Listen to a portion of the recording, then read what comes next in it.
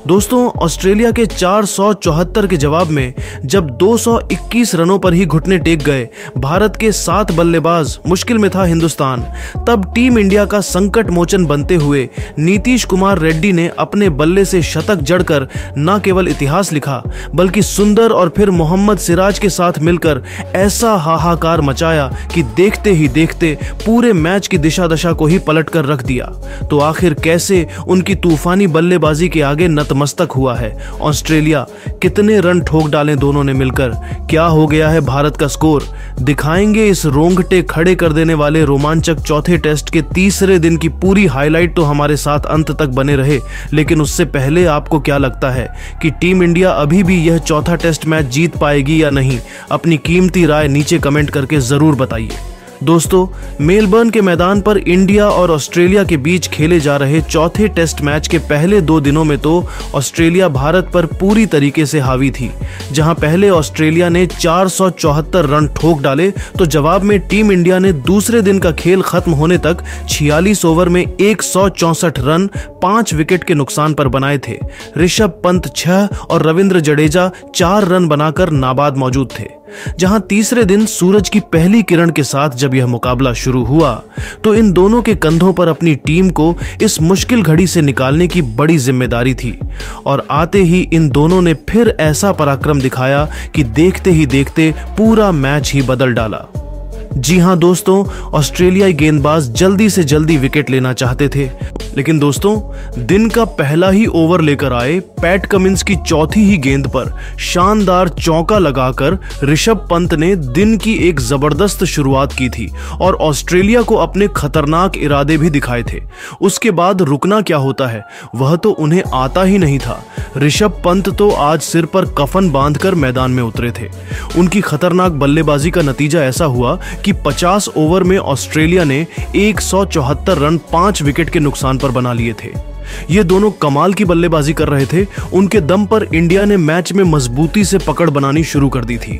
धीरे धीरे उनके बीच की पार्टनरशिप लंबी और लंबी होती जा रही थी। ऋषभ पंत तो सीधा चौकों से ही बात कर रहे थे। 52वां ओवर लेकर आए स्कॉट बोलैंड की पहली ही गेंद पर पंत ने एक और जोरदार चौका लगाकर उनका स्वागत किया और उन्हें बता दिया कि आज ऋषभ पंत के सामने किसी की भी एक नहीं चलने वाली है। अब तो इन दोनों बल्लेबाजों ने ऑस्ट्रेलिया के गेंदबाजों को दिन में तारे दिखाने शुरू कर दिए थे। 54वां ओवर लेकर आए स्कॉट बोलैंड की अंतिम गेंद पर रविंद्र जडेजा ने एक बार फिर फाइन लेग की दिशा में परफेक्ट शॉट लगाकर खूबसूरत चौका बटोरा। ये दोनों टीम इंडिया को तेजी से आगे बढ़ा रहे थे।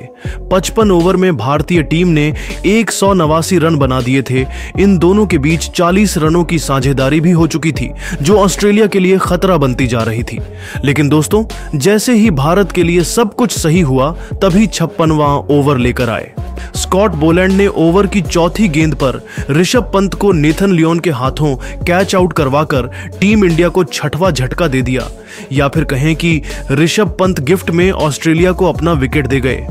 जी हां दोस्तों, एक बार फिर बाद शॉट लगाने के चक्कर में ऋषभ पंत अपनी गलती की वजह से आउट हो गए और इसका खामियाजा टीम इंडिया को भुगतना पड़ा। जहां ऋषभ पंत 37 गेंद पर 3 चौकों की बदौलत 28 रन बनाकर पेवेलियन लौट गए। इसके बाद तो पूरा हिंदुस्तान मायूस हो गया। उनके आउट होने के बाद अब मैदान में जलवा दिखाने नीतीश कुमार रेड्डी आए थे, जो टीम इंडिया की आखिरी उम्मीद थी। आते ही इस खिलाड़ी ने एक खतरनाक चौका लगाकर अपनी पारी की शुरुआत की थी। देखते ही देखते दोनों ने मिलकर 58 ओवर में टीम इंडिया को 200 रनों तक पहुंचा दिया। तो इन्होंने फूंक फूंक कर कदम रखते हुए सिंगल डबल लेकर एक पार्टनरशिप बिल्ड करनी शुरू की। उनका लक्ष्य था एक छोटी लेकिन अच्छी साझेदारी बनाना ताकि टीम इंडिया ज्यादा से ज्यादा रन बटोर सके। 43 ओवर में उन्होंने टीम इंडिया को 214 रनों तक पहुंचाया तो अगले ही ओवर की पहली गेंद पर मिचेल स्टार्क का स्वागत जडेजा ने खूबसूरत चौका लगाकर किया था। ऐसा लगा था कि रविंद्र जडेजा टीम इंडिया के पालनहार बनेंगे।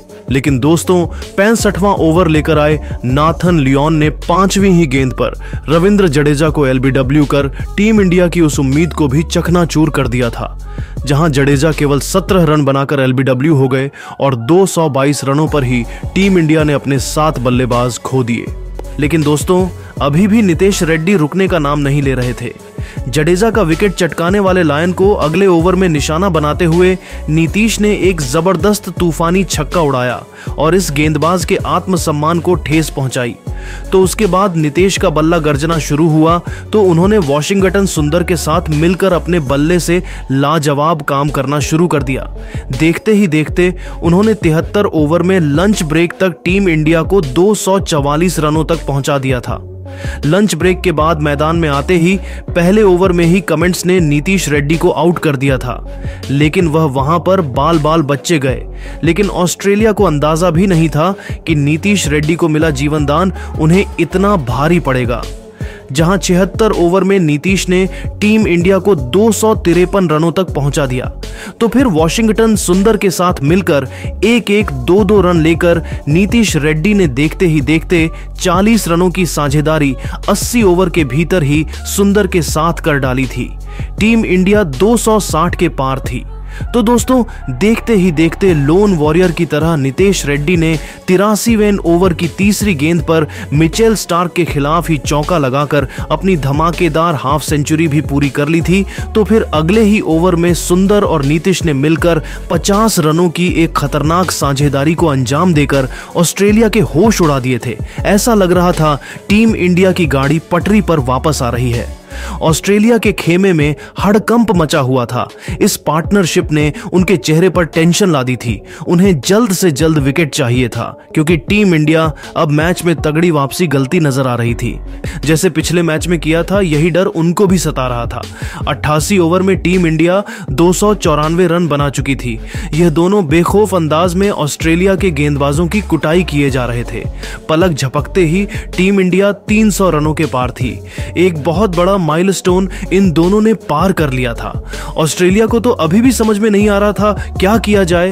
पेट कमिंस से लेकर नाथन लियोन, मिचेल स्टार्क, हर एक गेंदबाज उनके सामने आज तो बेबस नजर आ रहा था और 300 पार करते ही यह तो कहर बनकर ऑस्ट्रेलिया पर टूट पड़े। 94वें ओवर की अंतिम गेंद पर नीतीश रेड्डी ने एक बेहतरीन चौका लगाया तो 95वें ओवर की पहली ही गेंद पर मिचेल स्टार्क का स्वागत सुंदर ने चौके से कर ऑस्ट्रेलिया के खेमे में हाहाकार मचा दिया था। देखते ही देखते दोस्तों, उन्होंने फिर ऑस्ट्रेलिया को कोई और सफलता हासिल नहीं होने दी और टी ब्रेक तक 97वें ओवर में टीम इंडिया ने 326 रन बना लिए थे, जहां 85 रन बनाकर खेल रहे नीतीश रेड्डी अपने शतक के बेहद करीब थे। ऐसे में टी ब्रेक और हल्की फुल्की बारिश के बाद जब मुकाबला शुरू हुआ तब हर किसी को नीतीश के शतक का बेसब्री से इंतजार था। लेकिन ऑस्ट्रेलिया के लीथल पेस अटैक के सामने यह काम आसान तो होने वाला था नहीं। जहां ऑस्ट्रेलिया के गेंदबाजों मिचेल स्टार्क और मिशेल मार्श ने आग उगलते हुए 106 ओवर तक टीम इंडिया का स्कोर केवल 339 रन होने दिया था। लेकिन दोस्तों, देखते ही देखते इन दोनों खिलाड़ियों ने वह कारनामा कर दिखाया जो कोई सोच भी नहीं सकता था। सुंदर ने नाथन लियोन की गेंद पर सिंगल लेकर अपना शानदार अर्धशतक ठोक डाला तो अगली ही गेंद पर नीतीश ने एक खतरनाक चौका लगा दिया। अब सबको नीतीश की सेंचुरी का इंतजार था क्योंकि उन्होंने 97 रन ठोक दिए थे। वह अपने माइलस्टोन के बेहद करीब थे। लेकिन दोस्तों, तभी नाथन लियोन ने वॉशिंगटन सुंदर का शिकार कर 127 रनों की पार्टनरशिप का अंत कर दिया, जहां सुंदर 50 रनों की एक खूबसूरत और सबसे इंपॉर्टेंट पारी खेलकर पवेलियन लौट गए। लेकिन नीतीश रेड्डी एक छोर पर डट कर खड़े थे। उन्होंने टीम इंडिया को 350 के पार पहुंचा दिया। तभी दूसरी तरफ से पैट कमिंस ने जसप्रीत बुमराह को बिना खाता खोले पवेलियन भेजकर भारत को 9वां झटका दिया। सबकी सांस अब ऊपर नीचे होने लगी थी। ऐसा लगा था कि अंतिम 3 गेंद पर कमेंट्स ने यदि सिराज को आउट कर दिया तो नीतीश 99 पर ही रह जाएंगे। हालांकि दोस्तों, मोहम्मद सिराज जी ने बहादुरी से उन 3 गेंद का सामना किया और सरवाइव कर गए। तो अगले ही ओवर में नीतीश ने बोलैंड की गेंद पर चौका लगाकर अपना धमाकेदार शतक मात्र 171 गेंद में ठोककर इतिहास लिख दिया था, जिस पर पूरे स्टेडियम में खड़े होकर उन्हें सलाम ठोक। हालांकि 116 ओवर में 358 रन ही बने थे। कट अब भी बारिश आ जाती और मैच को रोकना पड़ जाता है। टीम इंडिया अभी भी 116 रन पीछे चल रही थी। लेकिन दोस्तों, बारिश के बाद मैदान में आते ही नीतीश रेड्डी और मोहम्मद सिराज ने तो अपने बल्ले से ऐसी तबाही मचाई कि पूरे मैच की दिशा दशा को ही पलट डाला। टीम इंडिया को 400 रनों के पार पहुंचा। नीतीश रेड्डी ने 150 रनों का आंकड़ा पार किया और जिस तरीके से वह बैटिंग कर रहे थे ऐसा लग रहा था कि अब तो ऑस्ट्रेलिया का 474 रनों का स्कोर भी सेफ नहीं है और टीम इंडिया इस मैच में बहुत ज्यादा मजबूत स्थिति में आ चुकी है, जहां से भारत का हारना तो अब पॉसिबल ही नहीं है।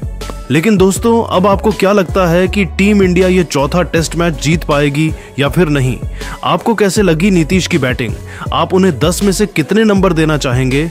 अपनी कीमती राय नीचे कमेंट करके जरूर बताइए और ऐसी ही नई और धमाकेदार खबरें सबसे पहले जानने के लिए हमारे इस वीडियो को लाइक और चैनल को सब्सक्राइब करना तो बिल्कुल भी ना भूले। धन्यवाद।